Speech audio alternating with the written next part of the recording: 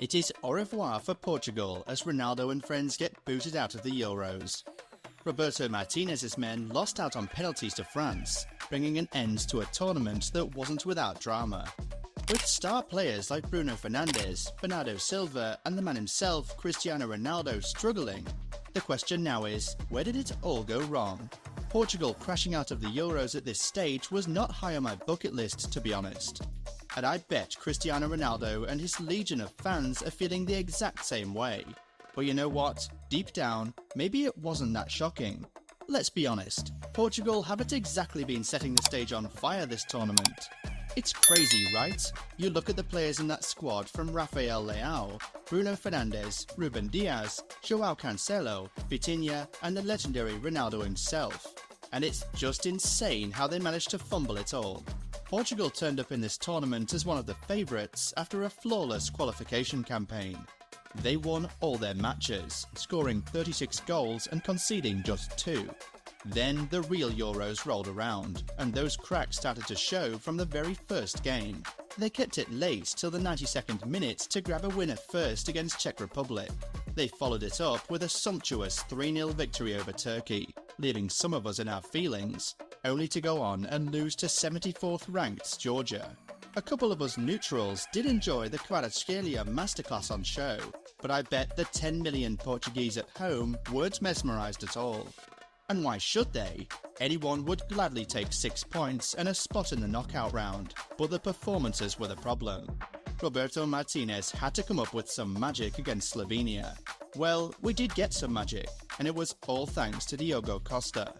Sorry to break it to you, but if you missed out on the Slovenia-Portugal match, then you sure missed out on a classic, because this match had everything.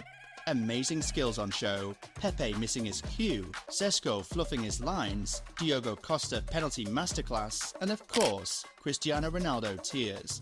You're probably used to Ronaldo's tears by now, but there was just something heart-wrenching about this one. It was like watching a superhero who suddenly realised he had lost all his powers.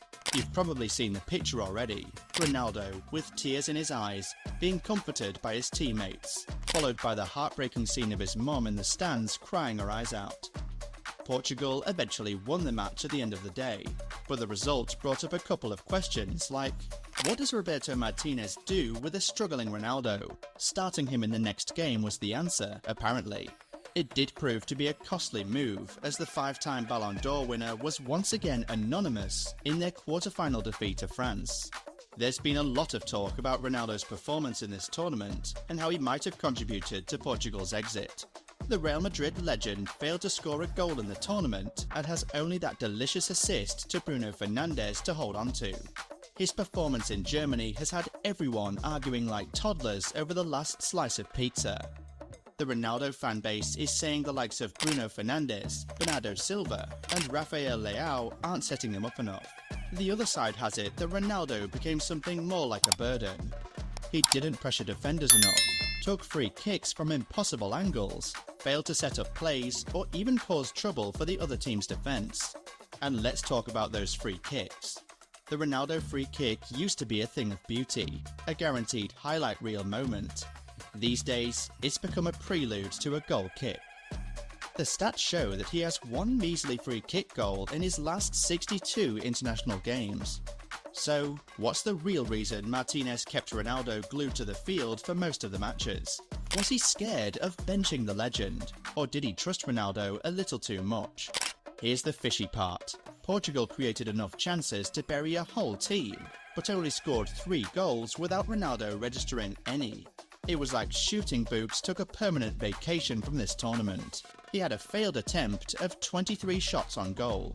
That's the most shots without a goal at a major tournament since, wait for it, Lionel Messi in 2010, with a crazy 29 shots for Argentina that somehow all went missing.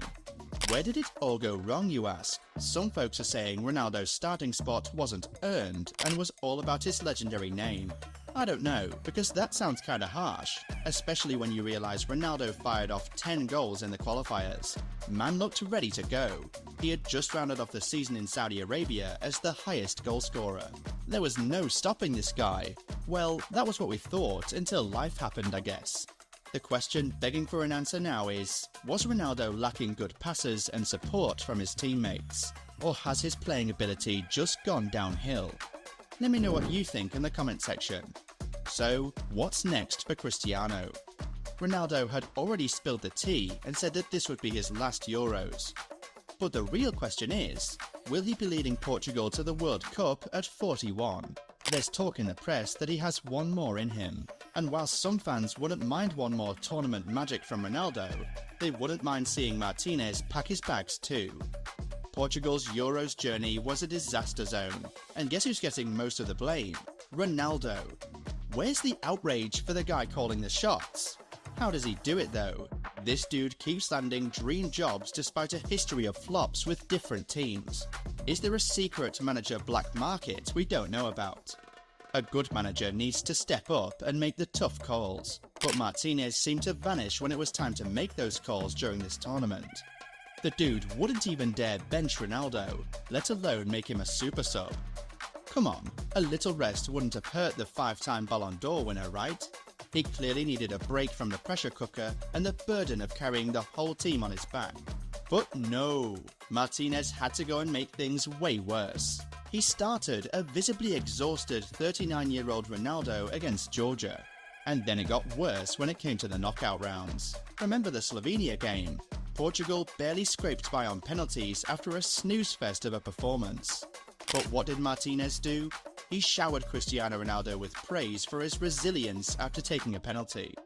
Never mind the rest of the team that sleepwalked through the entire match.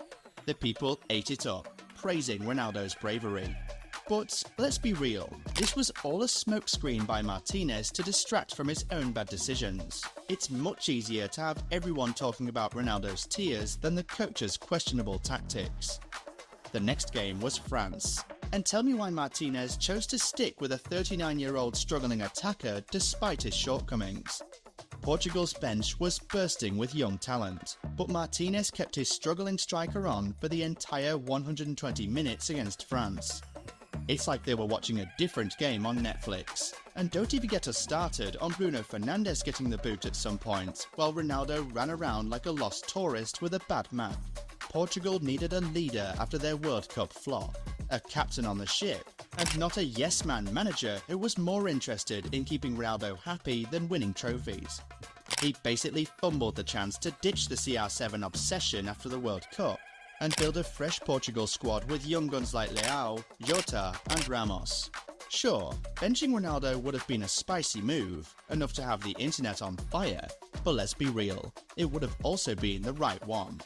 Martinez had a golden opportunity to create a new Portugal project, a team built for the future, but instead he clung to the past. Everyone can see Ronaldo isn't the unstoppable force he once was. I mean, it's right there, and I hate to say it, but it's like the veteran has now become a black hole, sucking up all the attention, time and energy.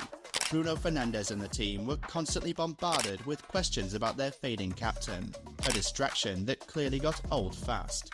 Guess what? It's happening again. Ronaldo's still the main story, and Martinez is the one who poured the gasoline on this dumpster fire. One thing Ronaldo needs to understand is to know when to call it a day when the ovation is high. Right now, the ovation is dropping, but he can still call it a day with football.